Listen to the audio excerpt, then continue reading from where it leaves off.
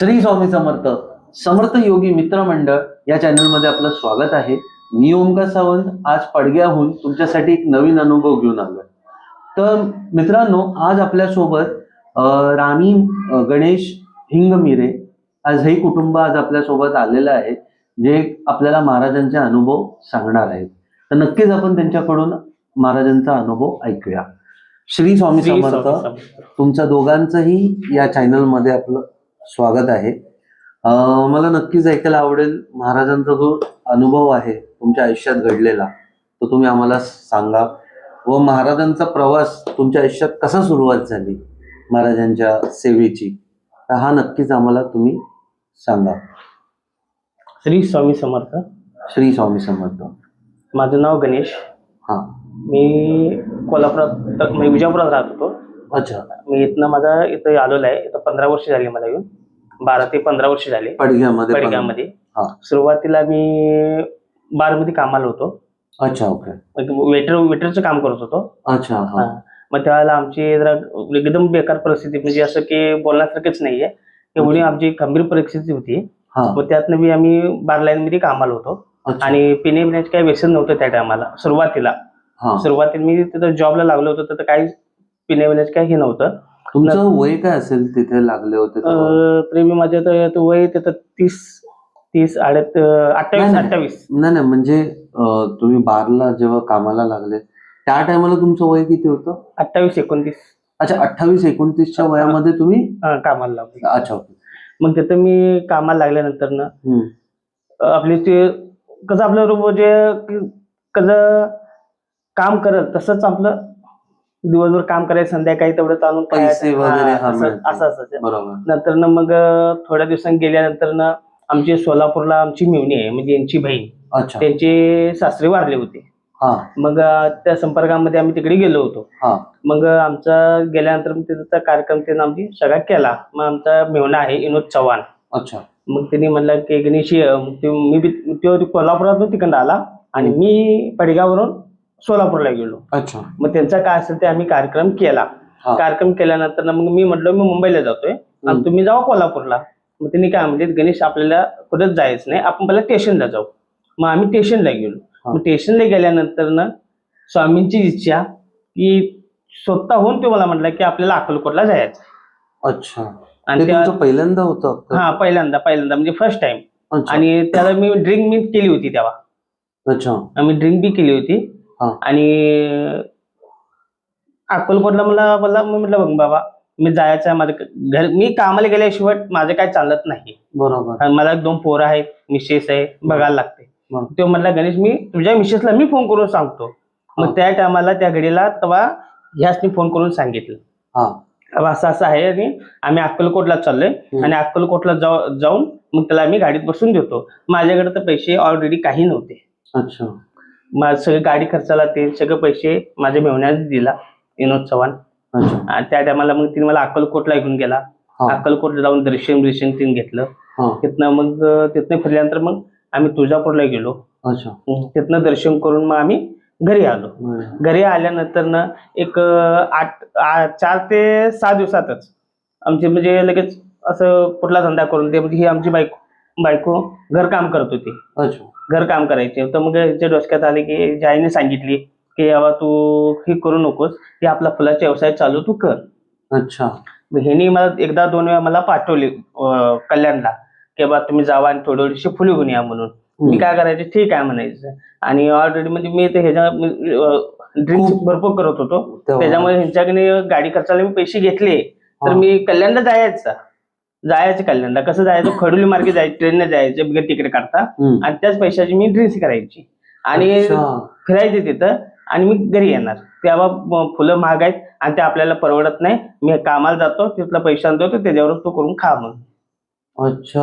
म्हणजे तुम्ही ते पैसे घ्यायचे आणि ड्रिंक्स करायचे. म्हणजे ड्रिंक मध्ये जास्त. मग त्या दिवशी आमच्या एक सासूबाई मला बोलली की हिला म्हटली की तू तुझ्या नवऱ्याला काय पाठवू नकोस आणि मी जातो. आणि आमच्या सासूबाईचा एक पाय आहे ना, म्हणजे थोडासा वयाच्या ह्याच्यानं दुखतो भरपूर.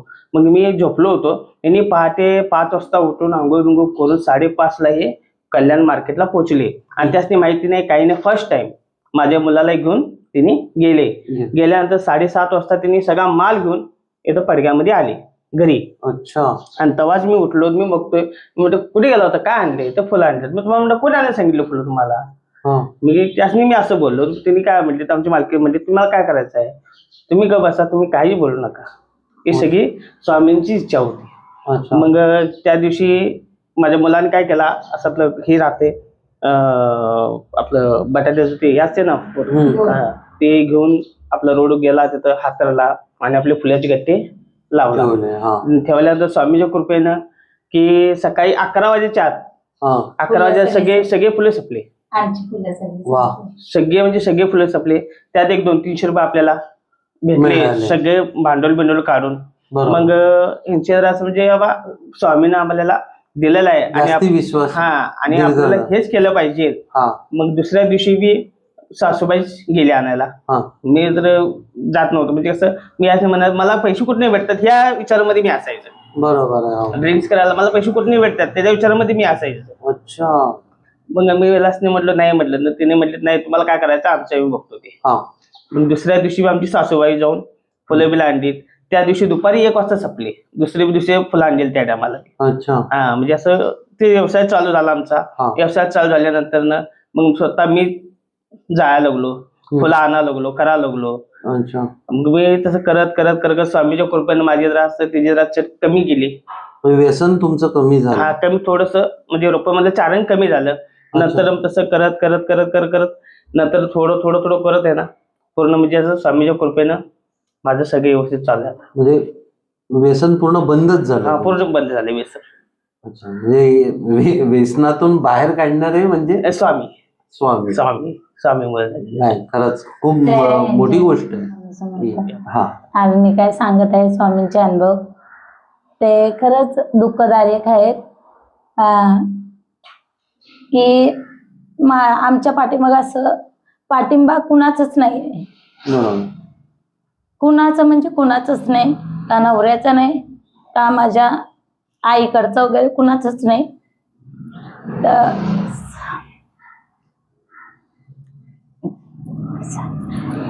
धुणं भांडी करत होती मी आधी. अच्छा. तर इकडून जायची सारखी. तर स्वामी घरात पैसे सुद्धा खर्चायला नाही येत माझ्याकडे,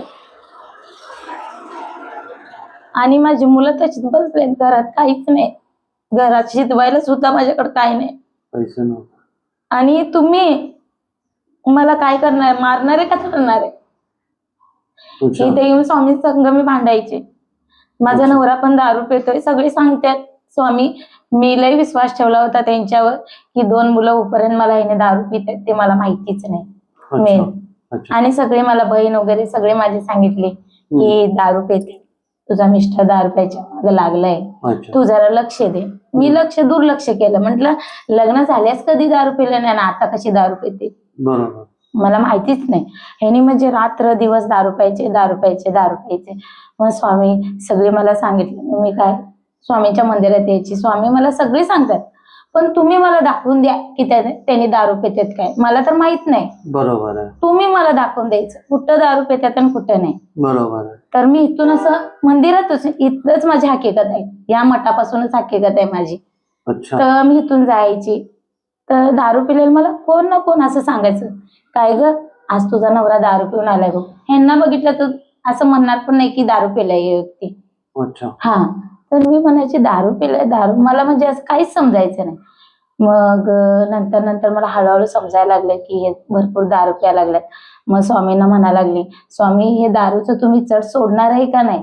मी माझ्या मुलांना घेऊन काय करू, माझ्या मुलांना घेऊन मी कुठं जाऊ? मी आज धुणं भांडी करते, आज माझ्या मुलांना द्यायसारखं माझ्याकडे काहीच नाहीये, आणि मी मागू तर कुणाकडे?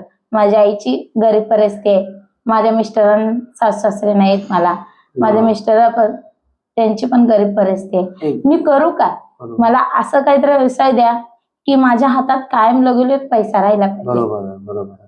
कारण की कष्ट करायला तुम्ही तयार करा, आणि मला हे धुणं भांडी नको आहे, मला या घाणीतून काढा.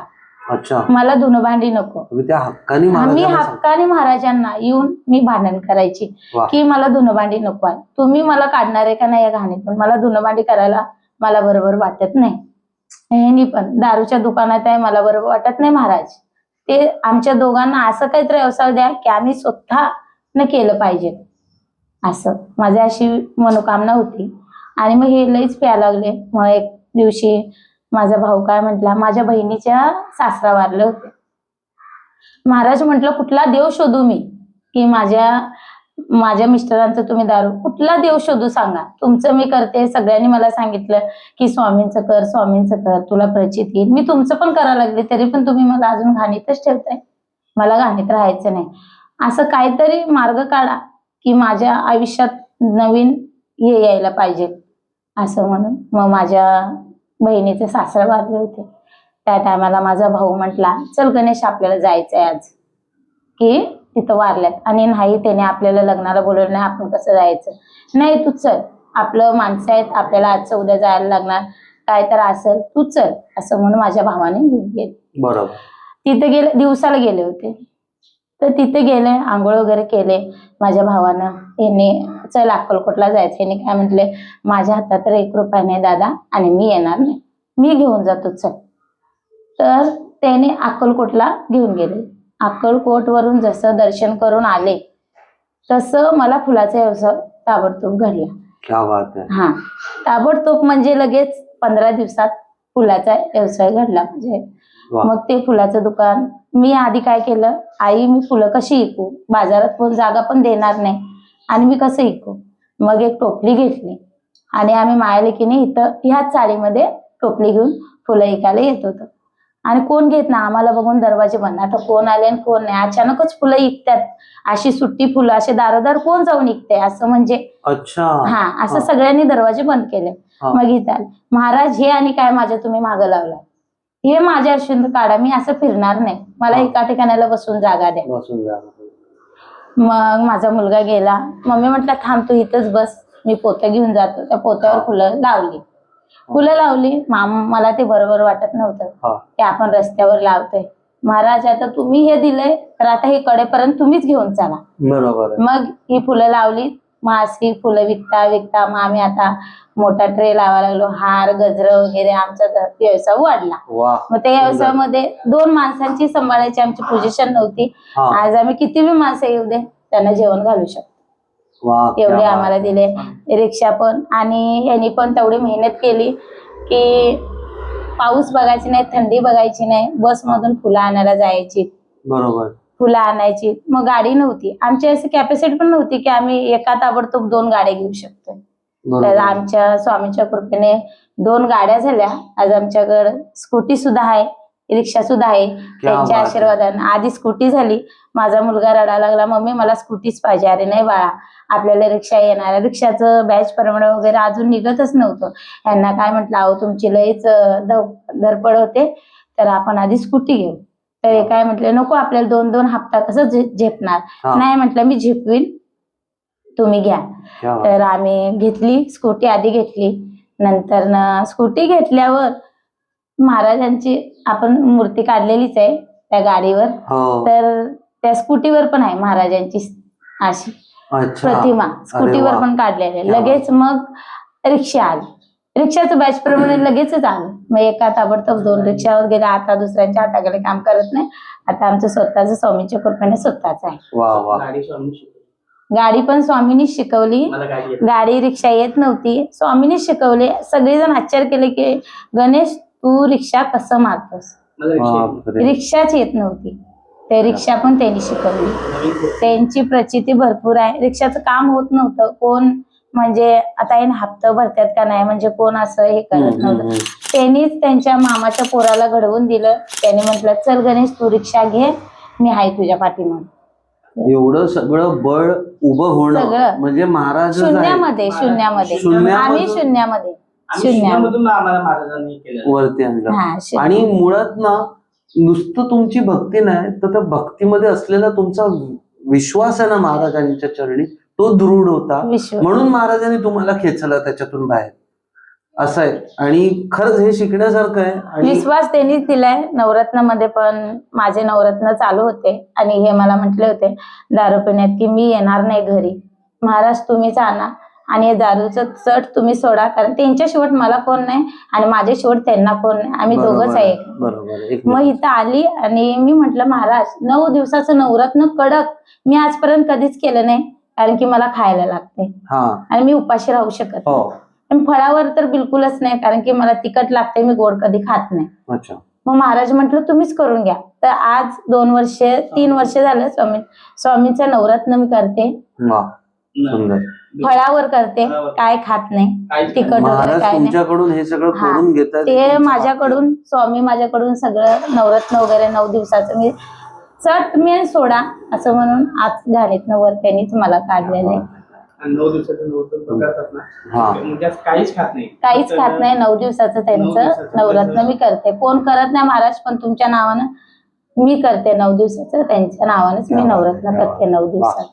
खूप खूप धन्यवाद हा अनुभव शेअर केल्याबद्दल. मी म्हणजे हा अनुभव ऐकून एकतर शरीरावरती काठे आलेत आणि म्हणतात ना की आपल्याला भरपूर काही गोष्टी महाराज शिकवत असतात. आणि खरं मी काय बोलू, महाराजांचं एक वचन आहे की शेत पिकून खा आणि मिळेल त्या संतुष्टात राहा. महाराजांनी तुम्हाला जे शेत दिलंय ते तुम्ही त्याच्यात पिकवा आणि त्याच्यात तुम्ही संतुष्ट राहा. भक्ती तशी शक्ती, तुमची भक्ती तशी होती म्हणून ती शक्ती आज महाराजांसारखी शक्ती तुमच्या पाठीशी होते. खूप खूप धन्यवाद. तर मित्रांनो, नक्कीच महाराजांवरती विश्वास असणं खूपच गरजेचं आहे. भक्तीच असावी, पण भक्तीतला तो विश्वास पण दांडगा असावा. आज या अनुभवावरून आपल्याला ते गोष्ट कळते. आणि पाली जिल्हा रायगड तिथे आपण मठ स्थापन करतोय. स्थापनेच्या सेवेबद्दल पण तुम्हाला जर काही विचारायचं असेल तर माझ्या दिलेल्या नंबरवरती कॉल करा. चॅनलला लाईक करा, सबस्क्राईब करा व शेअर करा. व स्वामींचा अनुभव जर कोणाला शेअर करायचा असेल तर नक्कीच माझ्या दिलेल्या नंबरवरती संपर्क करा. श्री स्वामी समर्थ. जय जय श्री स्वामी समर्थ. जय शंकर.